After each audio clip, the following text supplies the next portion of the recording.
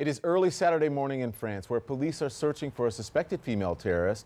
3 other suspects were killed in clashes with police. Many American Muslims are using social media to express their revulsion and outrage at the attack on Charlie Hebdo, posting statements such as, "I am just livid," and "These attacks have no place in Islam." CNN's Sarah Seidner has more. Allahu Akbar. Friday prayers at the Islamic Center of Southern California. The imam's entire sermon, a reaction to the terrorist attacks in Paris. For today's khutbah, I just made a few notes that were swirling in my mind as I listened in horror once again at another crime perpetrated in the name of Islam in Paris. The message, killing in the name of Islam, is by far the worst insult to the Prophet. But in recent months, that is exactly what we've seen. A string of attacks perpetrated in the name of Islam, from Charlie Hebdo headquarters and a kosher market in Paris to a school in Pakistan. We talked with many at the Islamic Center in Los Angeles about the mix of Islam and terror, including Muslim Los Angeles police officer Omar Ritchie. What is it about Islam that attracts this? My perspective is we are living in the dark age of Islam.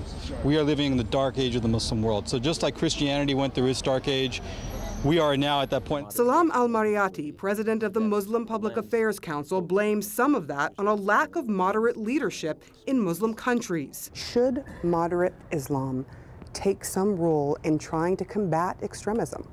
Well, it has taken a role, and I think it all depends on how we define moderate Islam. If we expect governments of the Middle East and South Asia to be that voice of moderate Islam, then no, they don't represent Muslim communities worldwide. They represent whatever is in their self-interest for the immediate future, for the short term. So if it makes sense to them, sure, they'll say a few things here and there. But the reality is, if you look at the long term, if you look back to what's been happening the last 10, 20, 50 years, if anything, they've only fueled more extremism, either deliberately or indirectly. Attendees at the mosque couldn't wait to speak with us, saying it's always the extremists in the spotlight when it comes to their religion. The real voice of Islam, they say, is rarely heard and doesn't get enough attention. But the media doesn't ever hear that. The media is very silent. It's very boring to hear this side. There's no thrills, there's no excitement. And I think the media is responsible because you glorify that end. It gets a lot of attention.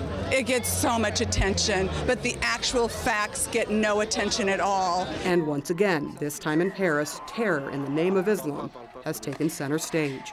Sarah Seidner, CNN, Los Angeles.